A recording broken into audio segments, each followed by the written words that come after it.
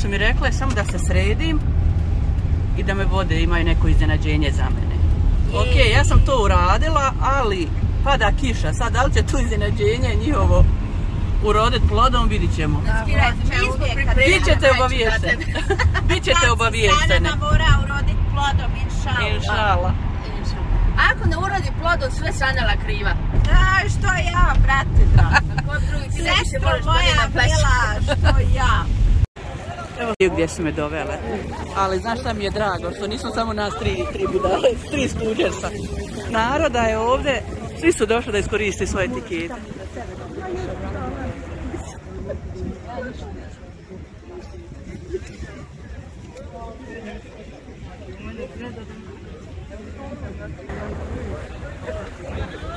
Chicago 3 puta. Kad umrem spomen. Da vam pokažem. Sa brodom. Da pokažem, ona nam je kupila tikete na brod, idemo. Kad umrem spomenik, dignite sa oznakom broda. Događa Titanic. Ok, pada kiša, ali nas ni to neće omesti da sjedimo vani. I da gledamo. Kud idemo?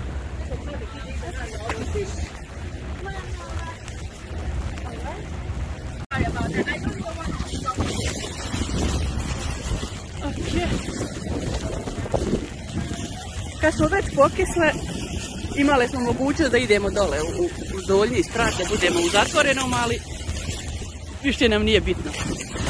Pokisle smo i možemo mi i vani sad da snimimo, da imamo, pokažemo gdje smo, šta smo. Thank you.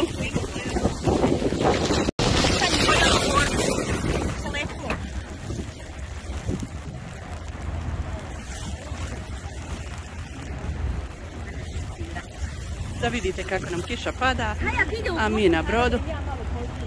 Evo sad će vam Mediha. Mediha će vam malo pozirat, evo na brzinu Mediha. Alright folks, now that you're all inside, you'll know the best seats are up on top. We do so. But the bragging in 1890 did help us win the right to the World's Fair. Lead designer was chosen. Ja ne znam pliva, to ja sam rekla, ako došlo dojde fataj. Rušte mi ruke. Evo krećemo, bismillah.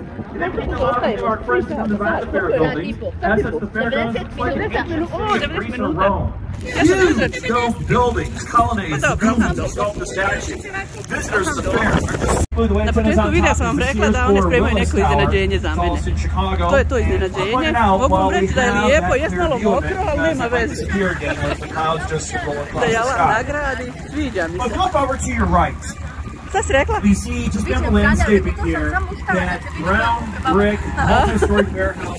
Ovo je sponsor. To nam je sponsor moj Sanelin, ona nas vozi na... Skidi naočale da te vide. Skidi naočale da te vide. Ja kažem, sam mi žao što nisam rekla mužu kud idem, nisam znala u stvari kud idem, da zna čovjek gdje će me tražiti. Moj će ti reći. A najgore je ovo što ne znamo to ona zbog mene, jer on bi da se ja ne buildings. So then if we look ahead over to the right slightly, we see that big white building with the colony running a floor below the roof line, decorative scroll at the roof line as well. That is an example of neoclassicism. So neoclassical architecture, again, made popular in Chicago by that success of the World's Fair of 1893. Here we see it applied to a tall building, where we do lose that grid pattern on the facade, because it's not emphasizing structure anymore. We're not putting cladding in locations to protect that structural frame anymore. Rather, we're just covering the building in a bunch of decoration. And then behind there, we see that more slender stone-clad building with a pyramid roof, the statue on top. That's an example of Art Deco. And that is the Chicago Board of Trade. We'll rise to the 90th floor. Last 2 structural tubes rise to floor 108. That is in top with a 2-story mechanical penthouse with a grand total of 1,450 feet, 7 1/2 inches, or 442.1 meters, making it the tallest building. That's what that is. Come back comparison to the 225 West Wacker building, clad in stone. These just have the stones reflecting the green glass of the 333 building, right across the street. Also blends the masonry-clad neighbors and plays off the Art Deco-style merchandise mart across the river as well. It's going to be another relatively low bridge. Just take notice as we approach, please. And then right beyond here, we have phases in a span of over 60 years. Phase 1 came in 1928. It's a larger section with all the classic ornamentation on it, designed by Grant Anderson, Probst and White. Then the addition with the Oriole windows, was in West Wacker Drive. That is a luxury. Fifth dome was the Stratosphere Lounge. Along the river to the favorite speakeasy of former notorious gangster Al Capone. However, if you look at the dates of when Capone was a free man versus when the lounge was open, they generally don't align, so it's probably never up there. That dome today is the architectural office of the late German-born Chicago architect Helmut Jahn. The green, though the golden top, is the Carbide and Carbon building, to known as the Hotel Pendry, designed by the sons of Daniel Burnham, those Burnham brothers, to look like a champagne bottle. And it was this rebellious statement to prohibition, which was in effect the building went up back in the 1920s. The great checkerboard pattern in front of that is a Hilton on a 3-level street system. And the highest building within Illinois Center is that tall white building in the background, the clean vertical lines going all the way to the top. That is known as the Aon Center today. It was known as the building development. Tallest building within Lakeshore East, right overhead. This is our new 3rd tallest building in Chicago, the St. Regis, which is 101 floors, 1,191 feet in height. Designed by Jeannie Gang of Studio Gang, it is the tallest building in the Western Hemisphere designed by a female-led architectural firm. The St. Regis Hotel yet to units. The uppermost residence currently listed at $18 million. Still available last time I checked, in case you're interested. Not the highest price transit had been made in 1830. The waterfront was at Michigan Avenue, 3 bridges behind you. Everything between us and Tribune Tower is built on landfill, artificial land. Some of that is debris from the Great Chicago Fire that was thrown into Lake Billboard over the years. In 1852, the city cut a deal with the Illinois Central Railroad and allowed them to build a railroad trestle offshore. The trains come over the water of Lake Michigan, parallel to the storm as they approach down. This fight is on now, taking this court case through the Illinois State Supreme Court and won. As such, Grant Park is now public space today, and the Field Museum was built on the waterfront, but it is outside the boundary of Grant Park, where it lies today in Burnham Park. And Daniel Burnham did design the Field Museum, and because it's downtown at this time. Now, not long after this was completed, in 1971, the city of Chicago passes into law the Lake Shore Protection Ordinance, which the winning entry submitted by 2 New York architects, John Means Howell and Raymond Hood. Once again, low bridge ahead of you folks, so if you have the umbrellas up, please do watch them, make sure they don't get snagged.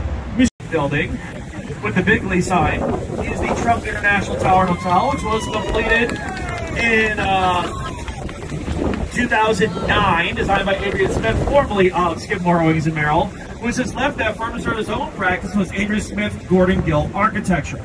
Adrian Smith is also the chief architect of what is currently the world's tallest building, the Burj Khalifa in Dubai, in the currently rising Jeddah Tower underway now in Saudi Arabia, which was standing at 1 kilometer in height when finished. Designed right here in Chicago, the same model. If you are curious about the parking garage, it is valet only. You do not sell gas, never off the ramp on accident, but twice on purpose.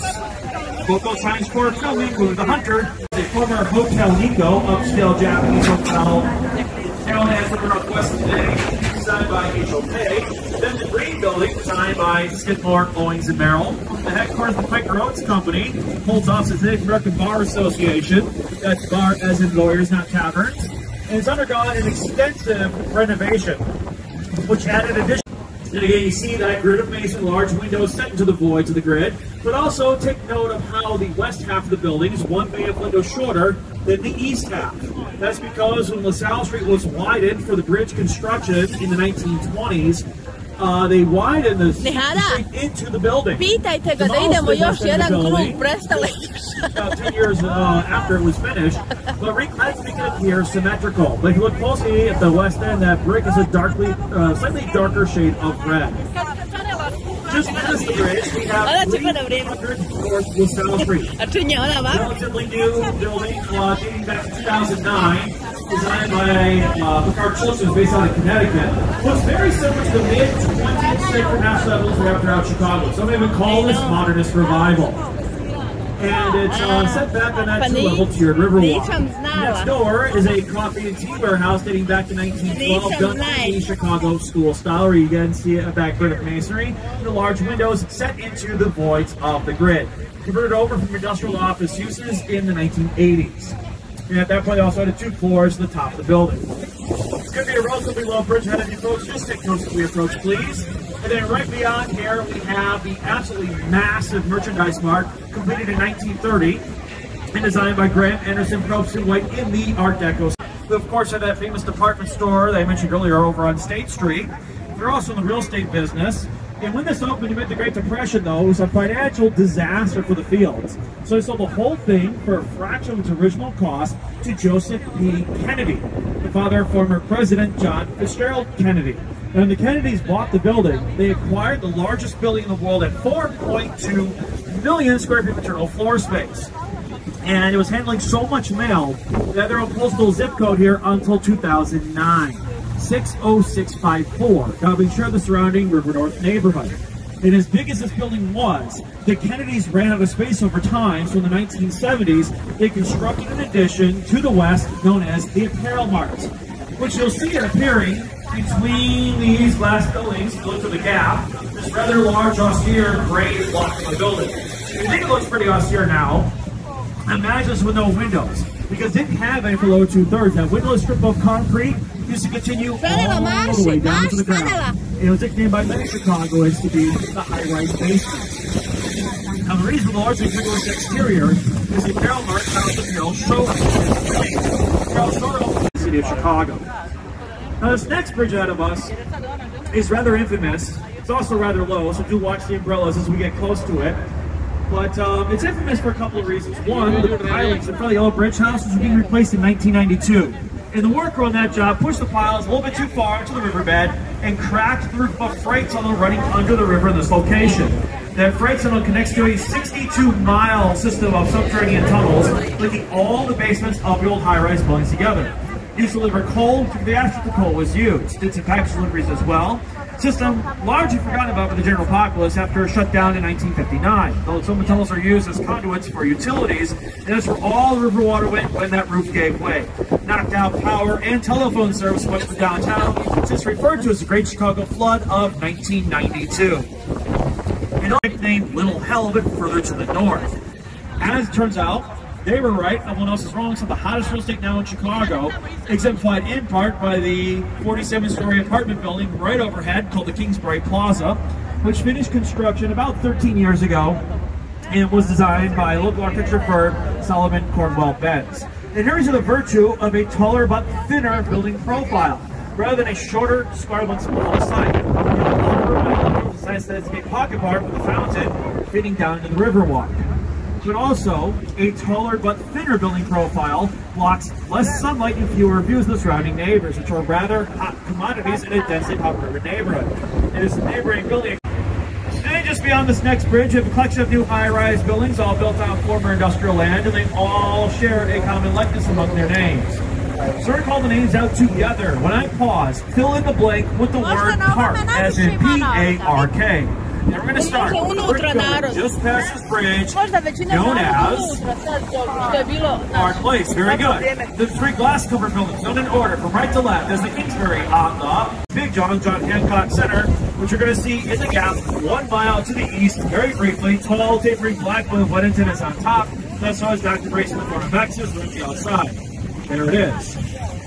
Now, the reason for such bracing is that strengthens the outside of the building against lateral forces such as wind, acting on the building, putting strain on the internal structure.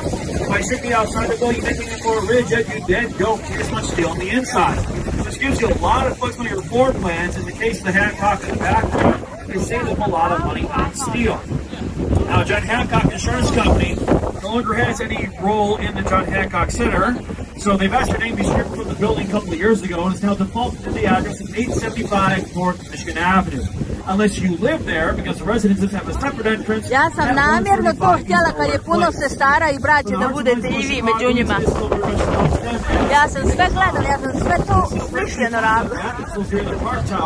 Imaš kome, ima. To go contrast to these concrete buildings beside you. Reinforced concrete is far more typical for high-rise construction. The exteriors are probably overall concrete shell formed into place to create one unified structure. The colors that you see quite literally just painted onto the concrete shell. Both of these are built on land only owned by the Montgomery Ward's company. Their headquarters here we sold off the real estate. Everyone's also included the lines that just carry photos this building hugs the bend of the river in front of you. They mix reminiscent to the Prairie School style of architecture made famous here in Chicago by Frank Lloyd Wright. Who's on this home? Deep eaves, horizontal lines, so we fit into the flat prairie. Now it's like the Chicago school style, the overall design of the building by Schmidt, Martin and Guarded, which went complete in 1908. Also the largest reinforced concrete building in the world. 2.6 million square feet of total floor space, some floors as large as 6 acres each. This building is so long, the Montgomery Ward's employees moved around the inside on roller skates. And this was their mail order catalog warehouse. Think of it as Amazon fulfillment a century ago. That's effective on a Thursday afternoon, in the middle of rush hour. You're waiting a little while for the rush hour train schedule. But once it's open in that train schedule, this bridge will then move, and on your way you may continue. If you were to continue to the southwest, not really thrilled to follow all disgusting filthy water coming past their front door. So they followed a Ovo je gazdurina, a zjeva, omrzlo. Dala baka 3 banke da uđe, Vuhova sad daje, dala baka banku da uđe, Vuhova sad daje 2. To omrzlo. Dugo, brate, dugo. www.desertsewage@thechicago.com. That's the website. What's the risk of going kayaking on this river? People do. You do kayaking on this river, do island investigation afterwards. The updated shots and I've had either to the kayak tip over, well, we just call it a taste of Chicago. Are now sweet sell shops, which typically command